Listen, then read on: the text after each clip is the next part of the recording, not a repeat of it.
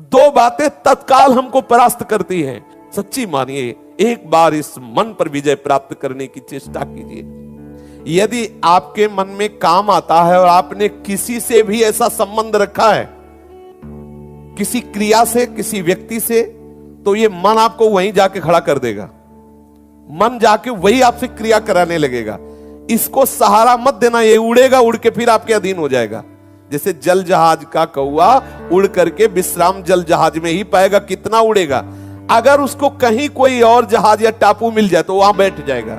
ऐसे ही आपका मन उड़ेगा, विषयों में जाएगा, पर आप कहीं कोई ऐसा स्थान ना हो, कोई व्यक्ति ऐसा ना हो, कोई क्रिया ना ऐसा हो जिससे मन को आश्रय दिया हो, फिर वो कर बैठेगा, वो वहां पहुंच जाएगा, वो वहां खड़ा कर देगा आपको। आश्रय न देना तो ये उड़ करके फिर आ जाएगा। बहुत सूक्ष्म बात है ये, आप देख लीजिए। काम तभी आपको प्रबल वेग से परास्त करता है जब आप कोई क्रिया का आश्रय लिए हैं, किसी व्यक्ति का आश्रय लिए। अगर आश्रय न ले तो ऐसे उठेगा और शांत हो जाएगा। यह अनुभूत विषय है, उठेगा और शांत हो जाए, धीरे धीरे धीरे स्फुरना फिर शांत हो जाएगा। हम क्या करते हैं, कोई न कोई क्रिया, कोई न कोई दृश्य, कोई न कोई व्यक्ति, कोई न कोई शरीर आश्रय ऐसा लिए हुए हैं जिससे मन हमको विवश कर देता है, और वैसी चेष्टा उस व्यक्ति के पास पहुंचा देना, वैसा दर्शन, वैसी बात बन, मन फिर हमारे अधीन नहीं, फिर हमें मन के अधीन होना पड़ता है। स्वयं मन निर्विकार और शांत हो जाएगा, केवल तुम किसी क्रिया का आश्रय मत देना। यही गलती होती है, यहीं से हम भगवत प्राप्ति के मार्ग को बाधित किए बैठे हैं। देख लीजिए, यही हम बाधित किए हुए बैठे हैं। बिल्कुल सावधान हो जाइए। ये छोटी मोटी क्रियाएं करके अपने मन को आप जो विश्राम देने की बात सोच रहे, कदापि नहीं हो सकता। जब मन में वेग आता है तो ऐसा लगता है हम ऐसी क्रिया कर लें, ऐसी चेष्टा कर लें तो मन शांत हो जाएगा, फिर भजन करेंगे। बहुत बड़ी चूक है, वो आपको नष्ट कर रहा है, आप जान नहीं पा रहे हैं।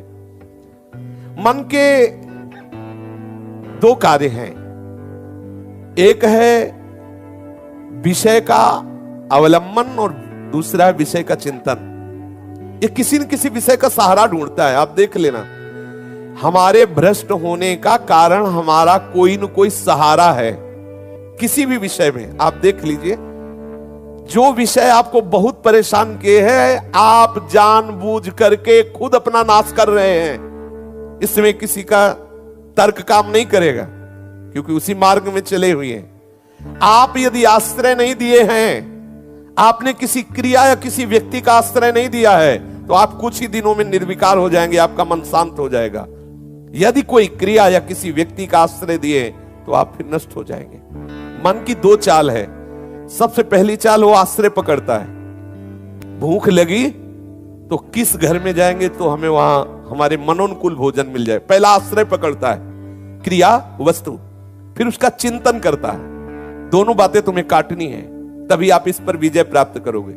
जहां समझ में आया कि अच्छा काम वेदना जागृत हुई, तत्काल वो आश्रय आएगा आपके सामने। देख लेना, सूक्ष्मता की बात है। सबसे पहले विकार आते ही आपके सामने आश्रय आएगा।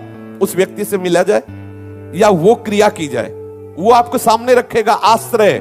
मिटाओ तत्काल उस आश्रय को।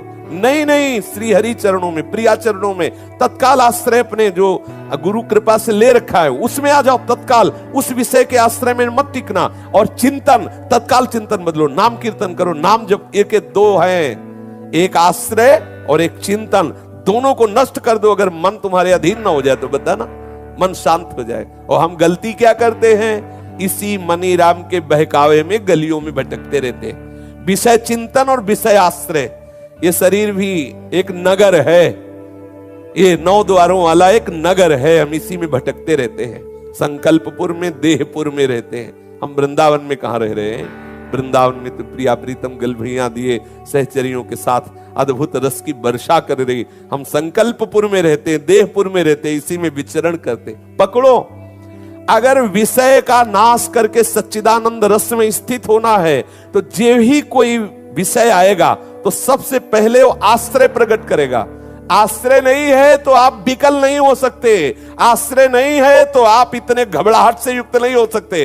ऐसे आया गया, आप तभी विकल होते, तभी परास्त होते जब आपने आश्रय दिया। जैसे आपके अंदर कोई भी वेदना जागृत होगी तो आपके सामने आएगा, ये क्रिया कर लो, उस व्यक्ति से मिल लो, चलो वहां चलते हैं, बस उसी को काटना है आपको, क्योंकि आप भगवत मार्ग के पथिक हैं, आप परम सच्चिदानंद पद में जाने वाले हैं। इसलिए देखो, बहुत सुंदर सूत्र है, बहुत सुंदर। दो बातें तत्काल हमको परास्त करती हैं, उस विषय का आश्रय और चिंतन, पीछे भोगे हुए या सुने हुए या भोगने की लालसा से संबंध बनाए हुए, उनको मिटाना होगा यदि आप वास्तविक परमार्थ में चलना चाहते हो। जहां आश्रय है, समझ लो ये व्यक्ति, ये क्रिया, ये वस्तु, तत्काल काट दो, उसे मिलो मत, उस व्यक्ति से संबंध हटा दो, उस क्रिया को कभी मत करो। ऐसा मानो मेरे हाथ टूट गए, बिल्कुल नहीं, बिल्कुल नहीं, आप निर्विकार हो जाएंगे।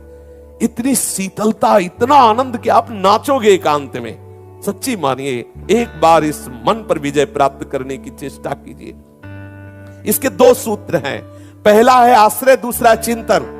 दोनों को मिटा दीजिए। जहां आश्रय उसे मिटा दीजिए, चिंतन श्री हरि प्रिया का चिंतन। अगर नहीं हो रहा तो कीर्तन करो, पद गायन करो, कुछ नहीं बन रहा हट जाओ, ऐसे के संग में हो जाओ जहां कीर्तन, जहां भगवत वार्ता, भगवत चर्चा, ऐसे उपासक से जो निर्विषयी है उसका संग करो, तत्काल आपका चिंतन बदलेगा। अगर चिंतन और आश्रय दोनों बना रहा तो भ्रष्ट हो जाओगे, परमार्थ में रुचि नहीं रह जाएगी। पूज्य बाबा ऐसा कह रहे हैं।